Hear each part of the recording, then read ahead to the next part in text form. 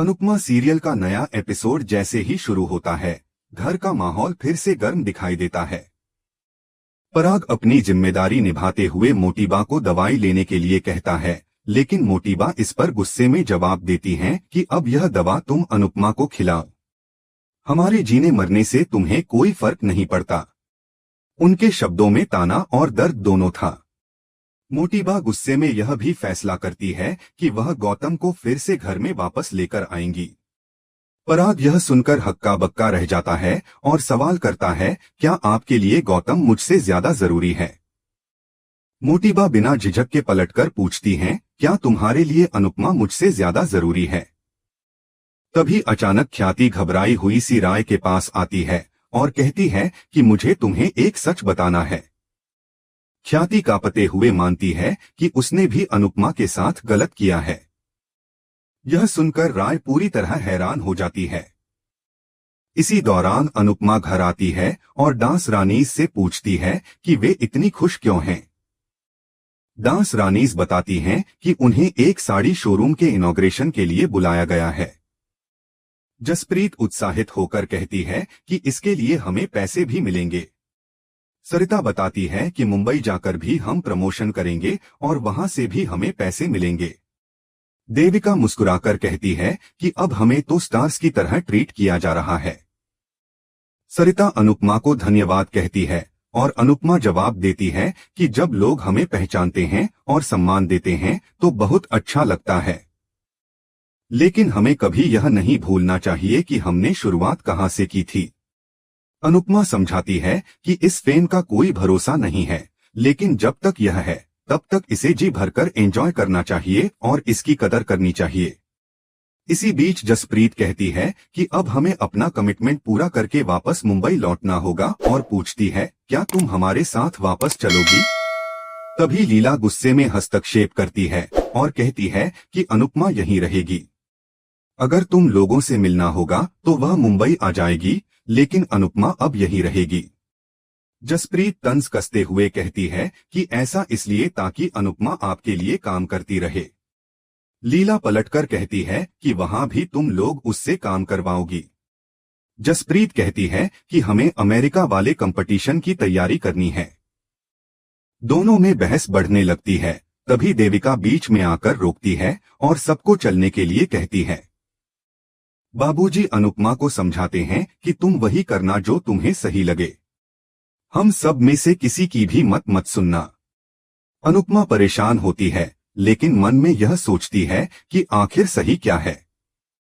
दूसरी तरफ ख्याति का सच धीरे धीरे सबके सामने खुल रहा होता है। राय यह सुनकर स्तब्ध रह जाती है कि ख्याति ने गुस्से में ऐसा सब कर दिया।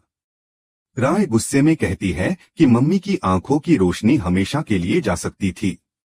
आप इतना नीचे कैसे गिर सकती हो? ख्याति रोते हुए कहती है कि अनुपमा को यह बात पहले से पता थी। वह सबके सामने स्वीकार करती है कि अनुपमा की खामोशी ने मुझे भीतर तक तोड़ दिया और अब मैं यह बोझ सहन नहीं कर पा रही हूँ। ख्याति रोते हुए सबके सामने माफी मांगती है। पराग नाराज होकर कहता है कि आप पहले पराग कोठारी की पत्नी थीं, लेकिन अब सिर्फ वसुंधरा कोठारी की बहू रह गई हैं। प्रेम दुखी होकर कहता है कि आप और गौतम में आखिर फर्क ही क्या रह गया। मोटीबा भी निराश होकर कहती हैं कि अनुपमा के पीछे से वार करना कभी ठीक नहीं था। राय का दिल भी टूट जाता है और वह शिकायत करती है कि आप लोगों ने कभी मुझ पर भरोसा ही नहीं किया। ख्याति माफी मांगती रहती है, लेकिन पराग कहता है कि तुम्हारा गुनाह गौतम के गुनाह के बराबर है। अब तुम्हारे साथ क्या होना चाहिए यह परिवार तय करेगा। लेकिन इससे पहले ही ख्याति खुद ही फैसला कर लेती है और कहती है कि वह घर छोड़कर चली जाएगी। यह सुनकर पूरा परिवार हैरान रह जाता है। इसी बीच डांस रानीज जब रास्ते में जाती हैं तो लोग उन्हें पहचानकर उनके साथ फोटो खिंचाने लगते हैं। वे बेहद खुश होती हैं। एक लड़की अनुपमा को गिफ्ट देती है। अनुपमा गिफ्ट पाकर भावुक हो जाती है। सरिता कहती है कि इतना धन्यवाद कहते कहते मेरा गला सूख गया है। अनुपमा मुस्कुराकर कहती है कि एक बड़ा धन्यवाद भगवान को भी कहो जिन्होंने हमें सबको धन्यवाद कहने का यह मौका दिया है। देविका कहती है कि ऐसा मौका जिंदगी में सिर्फ एक बार आता है, इसलिए इसे अच्छे से जीना चाहिए। अनुपमा भगवान को धन्यवाद देती है, लेकिन कहीं न कहीं कोई उन्हें दूर से देख रहा होता है। दूसरी तरफ लीला अपने मन में सोचती है कि वह अनुपमा को यहीं रोक लेगी और उसके बाद अनुपमा जहां भी जाएगी वह भी उसके साथ जाएगी। वह सपने देखने लगती है कि वह भी फेमस हो जाएगी और लोग उसे भी रिबन काटने के लिए बुलाएंगे। यहाँ तक कि विदेश से भी उसे बुलावा आएगा। देविका लीला को छेड़ती है और सब जोर जोर से हंसते हैं। तभी एक आदमी देविका के साथ फोटो लेने के लिए आता है। लीला तंज कसते हुए कहती है कि डांस रानीज के साथ फोटो लेनी है तो इसके पैसे लगेंगे। वह आदमी कहता है कि उसके पास पैसे नहीं हैं और चला जाता है। देविका मजाक में कहती है कि यह तो बहुत अच्छा आइडिया है। ऐसे ही हंसी मजाक और तकरार के बीच एपिसोड आगे बढ़ता है, लेकिन ख्याति के किए गए सच का असर अब पूरे कोठारी परिवार पर दिखाई देने लगता है। हर कोई अपने अपने ढंग से सोच रहा है कि अब आगे क्या होगा और परिवार के रिश्तों का संतुलन किस दिशा में जाएगा। अनुपमा खुद दुविधा में है कि उसे किसका साथ देना चाहिए और किसकी बात सुननी चाहिए। वहीं मोटीबा का जिद्दी रवैया और पराग की कड़वी बातें इस घर की जटिलताओं को और बढ़ा देते हैं। यह सब होते होते घर का माहौल और भी उलझ जाता है। साड़ी पर क्यूआर कोड प्रिंट कराने का विचार सुनते ही लीला सपनों में खो जाती है।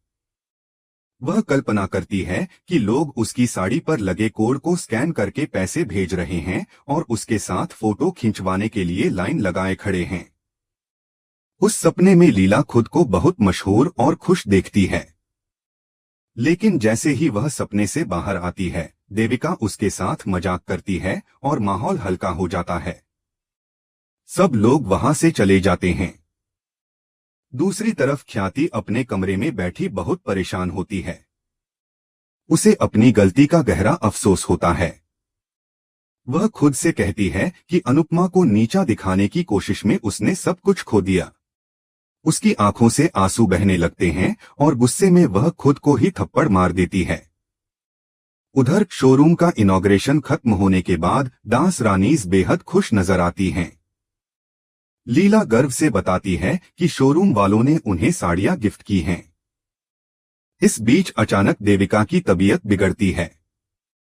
अनुपमा तुरंत नोटिस करती है और पूछती है कि क्या हुआ। देविका कहती है कि वह बस थक गई है और आराम करना चाहती है, लेकिन तभी उसे चक्कर आने लगते हैं। अनुपमा दौड़कर उसे संभालती है और घबराकर पूछती है कि आखिर हुआ क्या है। देविका मजाक में कहती है कि कुछ नहीं, बस मरने वाली हूं। अनुपमा उसे डांटते हुए कहती है कि ऐसा मजाक मत करो, तुम्हें चक्कर आ रहे हैं। देविका हंसते हुए कहती है कि इस उम्र में कमजोरी और चक्कर आना सामान्य बात है। अनुपमा उसे याद दिलाती है कि उस दिन भी उसे चक्कर आए थे, यह सामान्य नहीं हो सकता। लेकिन देविका बहाना बनाती है और वहां से चली जाती है। अनुपमा सोच में पड़ जाती है कि शायद देविका कुछ छुपा रही है। इसी बीच अनुपमा को खिड़की से किसी की परछाई नजर आती है। उसे शक होता है कि घर के आसपास कोई है। लेकिन इससे पहले कि वह कुछ कर पाए, लीला उसे आवाज लगाकर चाय बनाने के लिए कह देती है। दूसरी तरफ किंजल अपने कमरे में आती है और तुरंत महसूस करती है कि उसकी गैरमौजूदगी में कोई वहां आया था। कारपेट टेढ़ा पड़ा है और चार्जर का स्विच भी ऑन है। अलमारी खुली देख उसे शक और गहरा हो जाता है। तभी उसके पीछे से कोई निकल जाता है। किंजल खिड़की खोलकर देखती है, लेकिन बाहर कोई दिखाई नहीं देता। इधर ख्याति अपने सामान के साथ घर छोड़ने की तैयारी करती है। वह रोते हुए कहती है कि उसकी गलती माफी के लायक नहीं है। अगर संभव हो तो उसे माफ कर देना, लेकिन अब वह इस घर में नहीं रह सकती। मीता उसे रोकने की कोशिश करती है, लेकिन पराग ठंडे स्वर में कहता है कि इसे जाने दो। ख्याति दरवाजे की ओर बढ़ने लगती है कि तभी राय आकर कहती है कि आप कहीं नहीं जाएंगी। सब हैरान हो जाते हैं। राय पराग से कहती है कि मम्मी ने गलती की है, लेकिन उन्होंने उसे स्वीकार करके माफी मांग ली है, इसलिए अब उन्हें माफ कर दीजिए। प्रेम तुरंत कहता है कि अगर ऐसा है तो राय को अनुपमा को भी माफ कर देना चाहिए, क्योंकि उन्होंने भी कई बार माफी मांगी है। राय थोड़े गुस्से में कहती है कि अभी बात सिर्फ मम्मी की हो रही है। वह पराग से हाथ जोड़कर अनुरोध करती है कि मम्मी को माफ कर दीजिए। ख्याति रोते हुए कहती है कि उसे जाने दिया जाए, लेकिन राय उसका हाथ अपने सिर पर रख देती है और कहती है कि आपको मेरी कसम है, आप कहीं नहीं जाएंगी। यह सुनकर सभी चौंक जाते हैं। राय वहां से चली जाती है। प्रेम सोचता है कि काश इसी तरह राय अनुपमा को भी माफ कर पाती। दूसरी तरफ राय अकेली बैठी परेशान होती है। उसे फाइनल डांस की वह रात याद आती है जब अनुपमा बहुत परेशान थी। राय खुद से कहती है कि वह जीतना चाहती थी, लेकिन कभी नहीं चाहती थी कि मम्मी के साथ कोई हादसा हो। वह मानती है कि भगवान का शुक्र है कि मम्मी को कुछ नहीं हुआ, वरना वह गिल्ट में ही मर जाती। राय स्वीकार करती है कि अनुपमा बहुत तकलीफ में थीं, फिर भी उन्होंने कभी कुछ नहीं कहा। राय अपने घुंघरुओं को देखकर और भी भावुक हो जाती है। इधर अनुपमा और लीला फ्रिज खोलती हैं तो देखती हैं कि दूध और खाना गायब है। वे दोनों परेशान होकर सोचने लगती हैं कि आखिर ये सब कौन कर रहा है। तभी वे देखती हैं कि कोई खाना खाकर झूठी प्लेट वहीं छोड़कर चला गया है। अनुपमा को और भी चिंता होने लगती है। एपिसोड यहीं खत्म हो जाता है। आने वाले एपिसोड में दिखाया जाएगा कि रात के समय अनुपमा को घर में किसी के चलने की आवाज सुनाई देती है। वह घबराकर सोचती है कि कहीं यह गौतम तो नहीं है, जिसने उसे पहले धमकी दी थी। अनुपमा घर में इधर उधर ढूंढती है और अचानक उसे किसी की परछाई नजर आती है। डर और शक के बीच एपिसोड खत्म हो जाता है, जिससे दर्शकों के मन में और भी रोमांच बढ़ जाता है।